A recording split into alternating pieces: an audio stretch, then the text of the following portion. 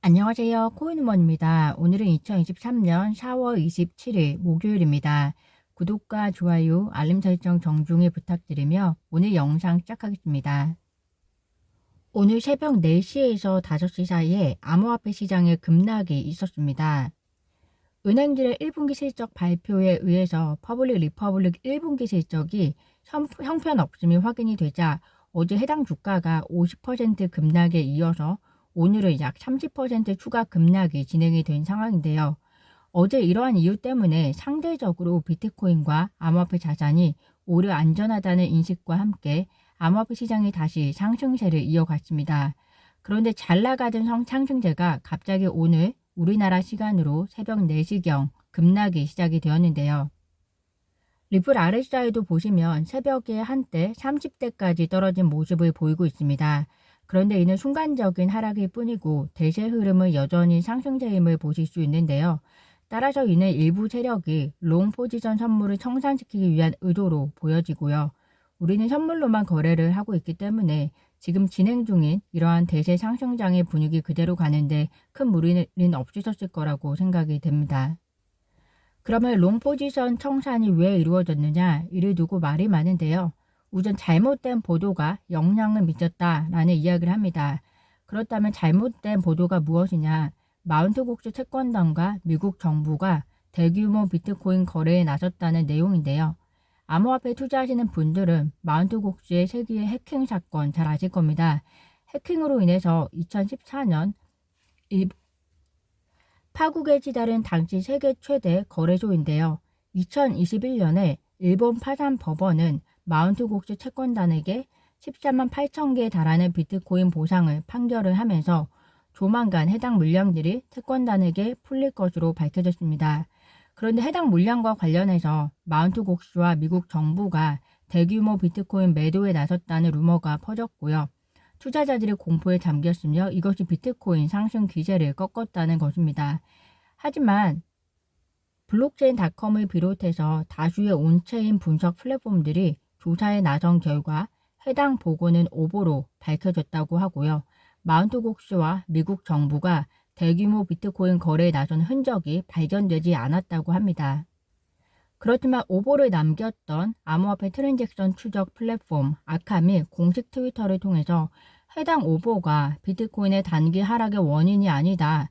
비트코인 급락은 한국 시간 기준으로 4시 17분에서 5시 1분 사이에 발생했는데 아캄으로부터 발생한 대규모 이체 알람과 트윗은 각각 5시 7분과 5시 8분 사용자들에게 전송됐다라고 분석을 하고 있습니다.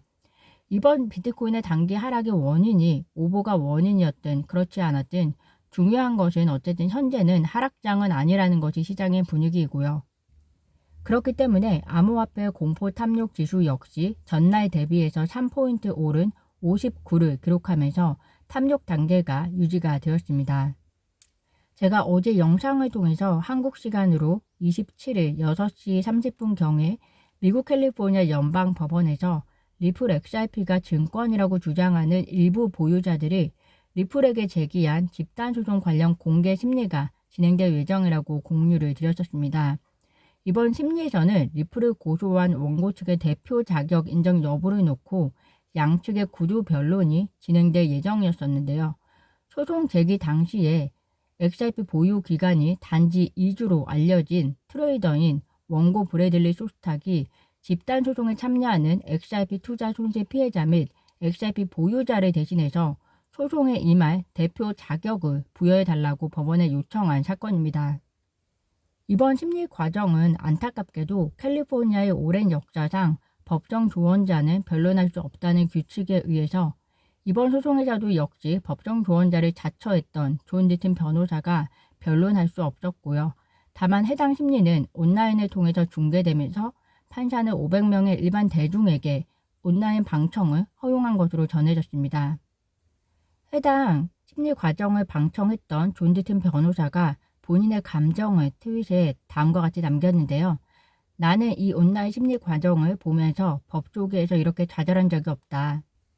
판사가 묻고 있는 질문과 문제를 말하고 다룰 수 없기 때문인데 문제는 아무도 기술을 이해하지 못한다는 것이다 라고 이야기를 했습니다. 아마도 판사나 원고가 이 블록체인 기술과 그리고 코인을 전혀 이해하지 못하고 심리 과정이 진행이 되었던 것 같은데요. 그럼에도 불구하고 정작 본인은 변론할 수 없는 상태이니 매우 답답함을 호소한 것이 아닐까라는 생각이 되어집니다. 판사가 어떻게 판결을 할지 모르겠지만 상식적으로 판사처럼 원고도 기술을 이해하지 못하는 단지 XRP를 2주 보유한 트레이더일 뿐 이러한 사람을 어떻게 전 세계 XRP 보유자들을 대변할 수 있을 것인가. 사실 이 소송 자체가 필요한 것인지 참 재미있는 상황입니다. 코인베이스 CEO 및 주요 크립토 업계 리더들이 게리 겐슬러 SEC 위원장이 5년 전 MIT 교수 재직 당시 강의 동영상을 리트윗하면서 현재 SEC 위원장의 태세 전환을 비판했다고 합니다. 그 이유는 해당 영상에서 겐슬러가 미국을 비롯한 많은 지역 시장에 존재하는 암호화폐 중에서 4분의 3은 ICO가 아니며 증권에 해당하지 않는다. 그리고 증권성 여부를 판단할 때 하위 테스트 및 유사 기준을 활용하는 미국, 캐나다도 마찬가지다 라고 얘기를 했고요. 또 암호화폐는 상품이나 현금 성격을 가졌을 뿐이라고 말했기 때문입니다. 지금 겐슬러의 태세는 5년 전 본인이 강의했던 내용을 정반대로 이야기하면 딱 맞아떨어지는 상황인데요. 교육자로서의 입장과 규제기관으로서의 입장이 달라지는 이유가 무엇일까요? 이에 대해서 업계는 겐슬러는 위선을 떨고 있다고 지적을 하고 있습니다. 미국 유명 암호화폐 트레이더 역시 트위터를 통해서 암호화폐 투자자들은 SEC 겐슬러 위원장의 정치에 대해 알아야 한다. 그는 CFTC 위원장 출신으로 CFTC는 2011년 파산한 미선물 중개 업체 MF 글로벌이 고객 자금을 이용해 유로존 국채에 투자할 때 이를 승인하기도 했다. 겐슬러 위원장은 투자자 이익을 보호하는 게 아니라 그는 대형 은행 및 브로커의 하수인이다 라고 평가를 하고 있습니다. 최근 미국 하원 공화당 의원들이 두 번째 스테이블 코인 법안 초안을 공개한 내용을 공유드렸었습니다. 현재 시장 입장은 민주당이 우세한 상원에서는 이 법안이 통과될 가능성이 거의 없다라고 하는데요. 다만 다행인 것은 양 당이 SEC를 스테이블 코인 규제 기관에서 제외하는 데는 어느 정도 동의하는 것으로 보인다는 것입니다.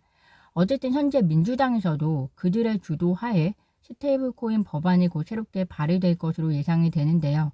민주당의 스테이블 코인 법안이 상원에 상정된다면 스테이블 코인 발행자가 예금 기관에 제한될 수 있다라고 합니다. CBDC도 아니고 스테이블 코인이 달러에 기반한다고 해서 왜 예금 기관에 발행자를 한해야 하는지 좀 이해가 안 가는데요. 모든 코인을 억제하려는 미국의 끝이 어떨지 우려스럽습니다. 디지털 커런시 그룹의 채무 불이행 가능성이 높아졌다는 기사입니다. 해당 채무들은 모두 비트코인 공매도에 활용이 되었다고 하는데요. 그렇지만 현재 DCG의 재무 상태와 그리고 진행 중인 소송들을 감안하면 DCG가 추가 자본을 확보할 가능성은 없어 보인다라는 평가입니다. 또 최근에 비트코인 가격이 올라감에 따라 채무 이행 금액은 더 높아졌다고 하는데요. 따라서 DCG에 대한 행보가 또 투자 시장에 어떤 악재가 될지 면밀히 보셔야 할 것 같습니다. 오늘 제가 준비한 소식은 여기까지입니다. 오늘도 영상 시청 진심으로 감사드리고요. 구독과 좋아요, 알림 설정은 코인우먼에게 큰 힘이 됩니다. 감사합니다.